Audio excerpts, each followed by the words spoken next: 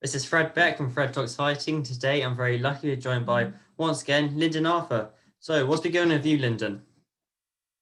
Not much, mate. Just training and just staying in the gym, staying ready. I'm looking to fight towards the end of May, early June. Uh, that's it, really. That's it. And so, what have you been doing? So, obviously, you've just been out for the hand injury. So, everyone's got a bit of spare time at the moment. I started watching The Walking Dead. Have you seen The Walking Dead? I've not, my friends keep telling me about it. They keep telling me to play it. Watch it. Sorry, so I might have to start. It's quite good. My mum got Amazon Prime, so I started watching it. It's quite good, but what are you watching at the moment then? At the moment, you know what? I'm not on nothing. I watched Behind Her Eyes. That's on Netflix. That's a series. It's a bit of a weird one. Other than that, I just play COD. Yeah, what? Cold War? Yeah, Warzone, COD, and FIFA. That's other than that. You know what? To be fair, I need to find the new series, so I might try The Walking Dead if I'm honest. Yeah, it's quite good. It's really good, actually. Mm. I also saw on you and Sonny Edwards' Instagram, you were pundits on BT the other day, and you looked a bit like James Bond in those suits. Did they give you those suits for free, or just to buy them? Hey, you know, now just a little two-piece I put together. Yeah, it was fun, man. It was a good experience for me. Hopefully, they'll have me back soon. And is it a lot hard being a pundit? Is it a lot harder than it looks? Nah, not if you obviously it's a bit you get a little bit nervous, but only through you've not done it before. I think when I do it next time there'll be no nerves at all. And it's just like being on air really, just talking boxing, and you have to just say what you see. You know a little bit about the boxers. And you literally sat there watching a fight and you call it how it is. You can say what you think. You know, you just say what's true to you. Yeah, sounds all good. And I also saw that you were watching the Dylan White and Alexander Vetkin fight last night. What were your thoughts on that fight? And going into it, who did you have coming out on top? I thought Dylan would win. I just knew that he had to say switch on the whole way through. He did well, man. I was impressed. He looked sharp. He looked powerful. He looked like he went in there to do what he did. That was on his mind. He wanted to prove a point. He wanted to get a knockout, get the finish, get a stoppage. And I think he did that well. He certainly did. And I also noticed that Vetkin always wanting to touch gloves at the end of each round, and Dylan White wasn't having any of it. Yeah, And I've seen that myself. I've seen that. That's what I'm saying. So Dylan was in there for business and business only until the end of the fight, and where there was much respect shown at the end of it. While you're in there, Dylan wanted no part of that.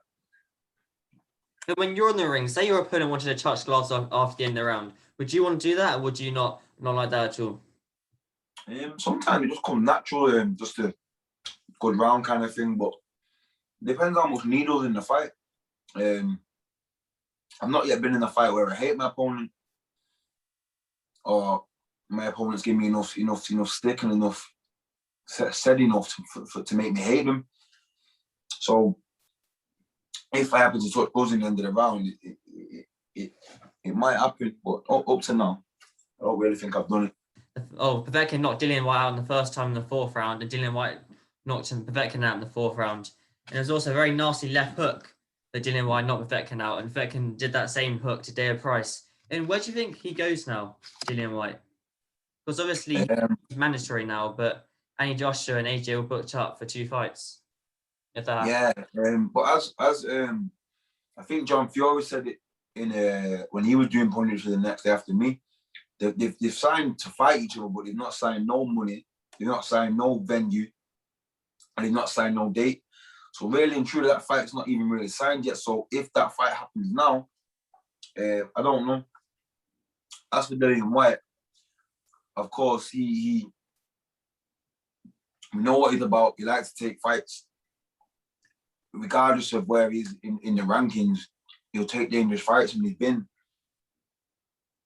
taking dangerous fights ever since he's been mandatory for the WBC. So he likes to stay busy, and I'm sure a great fight. What I think should happen if the Fury fight don't happen is him and Dillian Whyte rematch. Joshua and Dillian Whyte, sorry. That would make sense. They're both under the same banner, and it will give Dillian Whyte the world title shot. Everybody wins.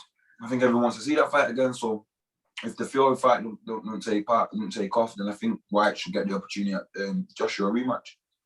Yeah, that'd be a great fight. Definitely pay per view. And Dillian Whyte's improved so much since that fight. And if we go a couple of fights down the undercard, we had Ted Cheeseman and James Metcalfe. I kind of feel like Ted Cheeseman is kind of like the Badger Jack of England because he's been in so many wars. But what did you make of that fight? Because that was a real tough fight for both men. Good fight, great fight to watch as a fan. Personally, I wouldn't like to be in a fight like that. Headache. Can imagine both of them woke up with a headache today. Marked up face. But like I said, great fight to watch. Ted Cheeseman did well. Did well to JJ Metcalfe, powerful puncher. Both did well, but the way that Metcalfe got through the 4th round or the 5th round, whichever it was, hats off to him because I thought it was over. And then he come back into the fight a little bit, and then Cheeseman finished him off with a great finish at the end of the fight. So it's a great fight to watch. Just hope that Cheeseman's not in too many more of them, because he's been in quite a lot of fights like that, and he's only 23 or 24, 25 around that age, and to be in that many fights like that early, it can't be good for your career or your head. So hats off to him for winning, and I hope he just he settled down and boxes a little bit more because he's good. He's a great boxer, Ted Cheeseman. He certainly is. And then you mentioned earlier how you wanted to be out yourself next May. Is there any opponent you would like to have? Say in a perfect world, who would you like to face next? In a perfect world, the world title would be next. In a perfect world, but the world's not perfect, and we have to do things in steps. So I'm not too sure on the opponent. I'll get that. We'll decide that in the next few weeks. And then only one more question. Especially I think it's more like anti-Yarde's team want the rematch. Do you personally want the rematch, or would you much rather just move on to the next thing? It's not that I don't want the rematch, but I obviously want to be a world champion, and I want to move forward. So it's just a case of seeing what happens and seeing what's right. The rematch won't be next, regardless. But we'll see. We'll see. I'm sure that fight will happen in the future. I'm sure it will. I'm not too sure when, but when it does, I'm positive and I'm pretty confident I'll be victorious again. All right, I'll let you go to play your PS5, and soon, hopefully, you'll be playing Esports Boxing Club. And I'll definitely be playing that. I know that much. Hopefully, you're a very high rating. All right, Lyndon, thank you so much. No I appreciate it. Thank you. Hey, brother. See you later, mate.